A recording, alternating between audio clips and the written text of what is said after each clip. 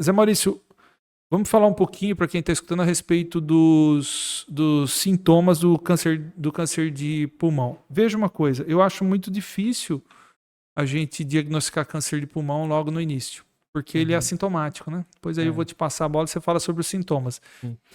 As situações em que eu peguei câncer de pulmão no início, teve algumas situações distintas. Exemplo, achado. Eu já peguei, por exemplo, câncer de cabeça e pescoço relacionado ao uso do cigarro. Isso era até uma frequente no SUS. E como a gente ficava fazendo exames a cada 3 meses, eu acabava pegando um segundo tumor, que era tumor de pulmão, e ficava lá, nódulozinho de 0,5, 0,7, 1, tirava, era o câncer de pulmão e estava tratado, né? Ele cura quando é assim, né? E numa outra situação que a gente pegou também foi na pandemia. Na pandemia, pegava porque as pessoas foram obrigadas aí, pelo Covid, a fazer a tomografia de tórax. Então, algumas pessoas se salvaram nessa situação por ter pego câncer no estágio clínico, câncer de pulmão no estágio clínico muito inicial e foi para cirurgia, mas foi naquela situação de achado. Então, como ele é inicialmente assintomático, queria que você falasse um pouco a respeito dos sintomas no desenvolvimento da doença. Exatamente, lembrando que dentro do pulmão, o pulmão não dói. Né? Então, se o pulmão não dói, normalmente você às vezes não adquire, não consegue ver bem no início um sintoma, por exemplo, de dor, que às vezes a pessoa associa, né? Então, como que normalmente os sintomas principais, né? Pode vir, às vezes, com uma tosse persistente, com raia de sangue, ou não, às vezes só uma tosse que persiste um pouco mais de tempo. Rouquidão, pode estar associado, uma falta de ar. A dor, ocasionalmente, pode vir. Tô falando que dentro do pulmão não dói, mas a gente tem uma capa que envolve o pulmão, que é a pleura. A pleura, sim, dói. Então, dependendo da localização, mesmo que pequena, pode dar dor, né? Então, você tem esses sintomas que é um pouco inespecífico, pode se confundir. E que, às vezes, quando você vai ter, é numa fase mais avançada, né? O câncer de pulmão, uma coisa que é importante a gente falar, hoje existe a triagem, né? Hoje a gente tem um protocolo para triar o câncer de pulmão e que está relacionado com a parte do tabaco.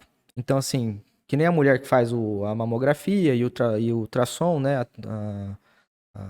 anualmente, que não tem sintoma daquilo dali, é uma forma da gente, às vezes, achar no estado mais inicial.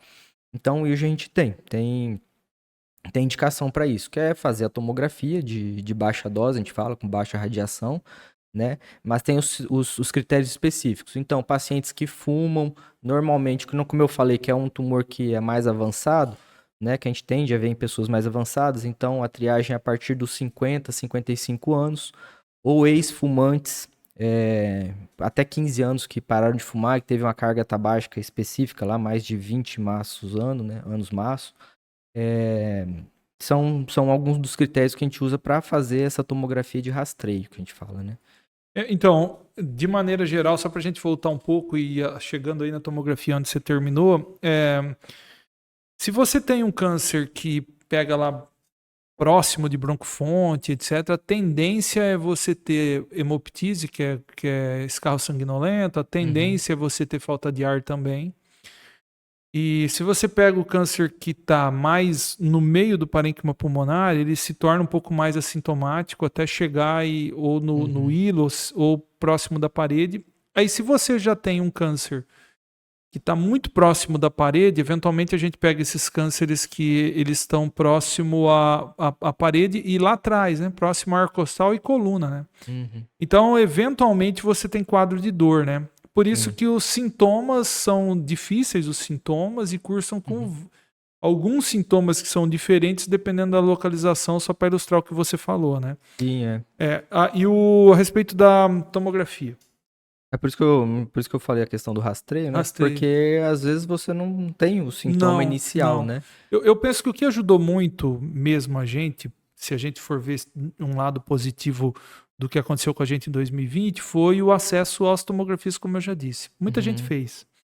E uma outra coisa que mudou a partir de 2020 foi o laudo das tomografias. E teve duas situações, eu penso. Uma situação que melhorou muito os aparelhos, a sensibilidade e especificidade dos aparelhos. E antigamente fazia um corte em 1 centímetro, hoje faz um monte de corte, você consegue ver os nódulos de uma maneira muito mais clara e menores. E isso foi uma coisa, e uma outra coisa foi que mudou os laudos, mudou mesmo o laudo. Me lembro que na pandemia, primeiro caso que eu peguei de um pulmão completamente consolidado pelo que fez o Covid, eu liguei para o radiologista, para o Ângelo, ele me falou, nós estamos, tem isso, mas nós estamos em mudança agora dos laudos e etc. Isso é a sociedade. Então mudou um pouquinho. O que se passou a partir de então é que eu tenho no consultório algumas pessoas que me procuram por causa da incidência de nódulos.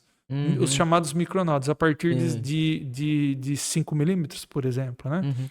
Então, essa é uma situação que como a gente fazia com mama, e como a gente fez com próstata, hoje eu já tenho pessoas que vêm de maneira cada 6 meses, que são fumantes, no consultório para fazer tomografia. Eles procuram na verdade, para o rasteio, ou para os exames de rotina, entendeu?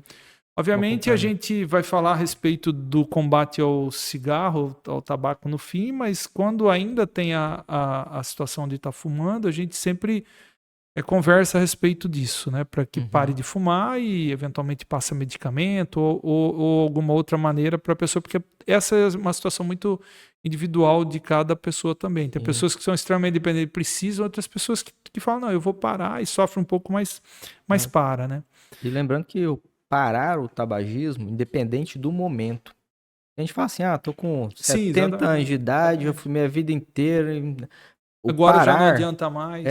Tem estudo que mostra. Você parou 2 horas depois, sua frequência cardíaca já diminui, sabe? Tem coisas assim que é imediato. Questão da redução do risco de câncer também, a longo prazo, o risco vai reduzindo. A longo prazo reduz. A gente ainda não sabe muito bem quanto, mas com certeza quem mantém fumando e quem para de fumar... Alguns anos atrás eu vi um artigo que falava que o risco chegava próximo a zero depois de 20 anos que a pessoa parava de fumar. Obviamente eu vi no meu consultório alguns casos de pessoa com câncer de pulmão com mais de 20 anos que tinha parado de fumar. Eu vi isso. Então, eu li isso há muito tempo atrás. Eu acho que eu li faz uns 20 anos atrás essa situação. Então, a longo prazo, de fato, o risco diminui drasticamente. Reduz. Né? Então, assim, qualquer momento... E outro, acho que um artigo que saiu 2 anos atrás na ASCO, que é o principal nosso congresso de oncologia, né? Que mostra que a pessoa que parou de fumar até 2 anos e desenvolveu um câncer tem maior chance de sobreviver ao tumor, de ter cura do tumor, do que quem manteve fumando. Entendeu? Então, assim, tive um diagnóstico, parei de fumar há 2 anos. Então, e quem teve diagnóstico com tumor ali, ainda fumando, dobrou, inclusive, a chance de cura. Então, é muito importante. É substancial. Tem que, o combate ao cigarro, de fato, é a qualquer momento mesmo. Exatamente.